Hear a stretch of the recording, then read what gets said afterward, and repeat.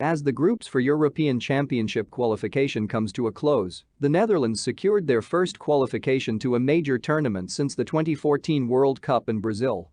To edge themselves over the line, a 0-0 draw against Michael O'Neill's Northern Ireland at Windsor Park. The point apiece saw the Orange remain 3 points ahead of their opponents in second place, trailing Group C leaders, Germany, by 2 points with a game left to play. Due to Ronald Koeman's side's 3-1 victory in the reverse fixture at Feyenoord's De Kuip, the Netherlands qualified for the tournament next summer. This tactical analysis will examine key areas of the two sides' tactics and use analysis to highlight how those features led to the final score, a 0-0 draw. Lineups. The home side opted for a change in structure and personnel after their 3-2 away victory over the Czech Republic last time out. O'Neill switched from a rarely used 3-5-2 to a familiar-looking 4-2-3-1, which is not all that different to the Green and White Army's usual formation of choice, 4-3-3. In terms of squad changes, there were 5 alterations to the starting lineup, presumably to facilitate the change in shape. Michael McGovern, Tom Flanagan, Jordan Thompson, Conor McLaughlin and Liam Boyce made way for Bailey Peacock Farrell, Jamal Lewis, Cornelius Evans, George Saville and Josh Magennis. Koeman also opted for several changes to his starting lineup and a change in the Orange's structure following their last outing, a 2-1 away victory over Belarus. Although only a small alteration in structure, the Netherlands switched their classic 4-3-3 for a 4-2-3-1. In terms of personnel alterations, 3 swaps were made in the starting XI. Jorginho Wijnaldum, Steven Bergwijn and Danielle Malin were switched for Martin de Roon, Steven Berghuis and Ryan Babel. The Netherlands' steady build-up play. In the clash at Windsor Park, the Netherlands enjoyed a whopping 70% of the possession and made 388 more passes than their opponents' 685 in total, compared to Northern Ireland's 297. This was due to the visitors' steady build-up play from the back and using the ball to do the work, as opposed to the Orange players. Koeman's side would work in neat triangles to move the ball around whilst attempting to tempt the hosts to press high, allowing the visitors to play a long ball into the opposite white area and cut out Northern Ireland's attacking and midfield thirds. As can be seen, one of the Netherlands' passing triangles can be seen in action.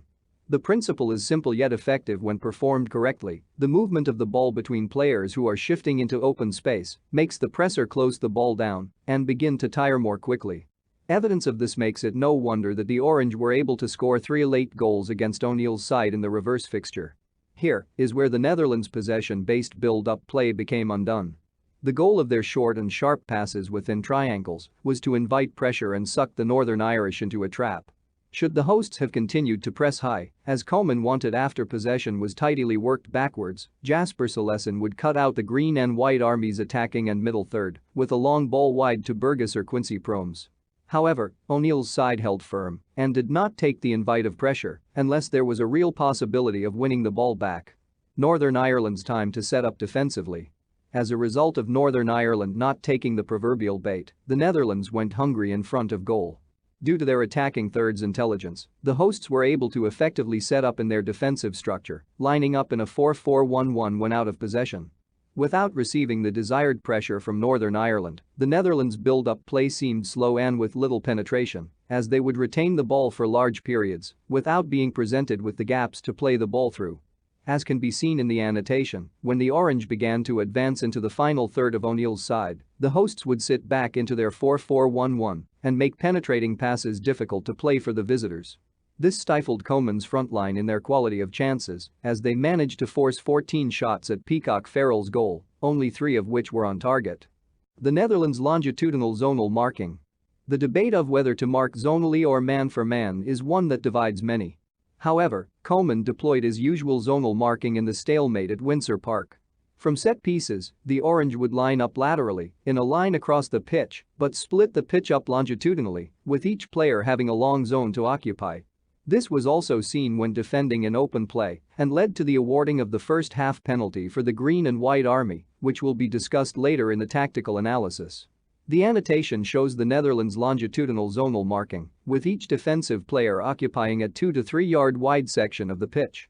The principle of this is simple, in that, if the ball is played into the zone in which the defensive player is marking, it is their job to clear the ball from that area. While the principle is simple, in practice, it is a little more difficult as the home side used this to their advantage, as can be seen in the difference between marking prior, above, and post, below, Northern Ireland winning the penalty. Here, Coman's side's longitudinal zonal marking can be seen later in the game, after the home side had been awarded and missed a penalty. Notice that instead of a larger section, the Netherlands players now have a 1 to 2 yard wide section of the pitch to cover, as opposed to a wider section in the earlier annotation.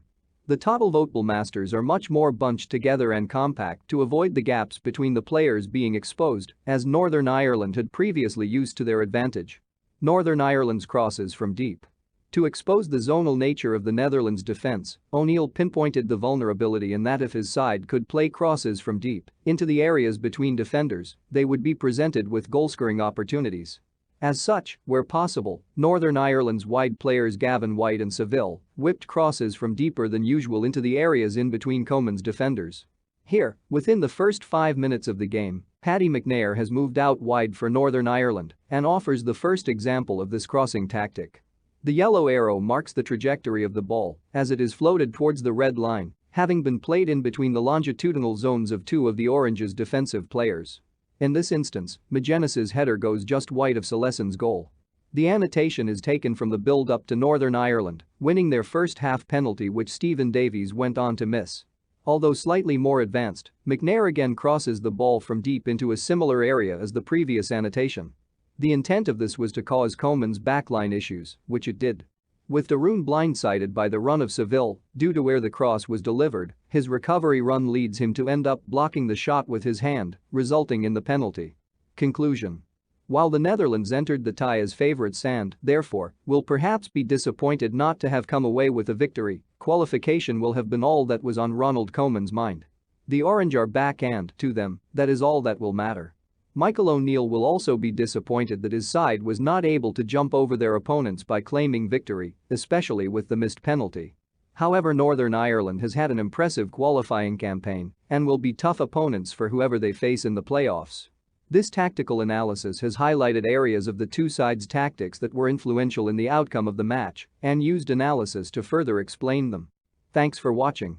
Please subscribe my channel and press the bell icon for never miss any updates.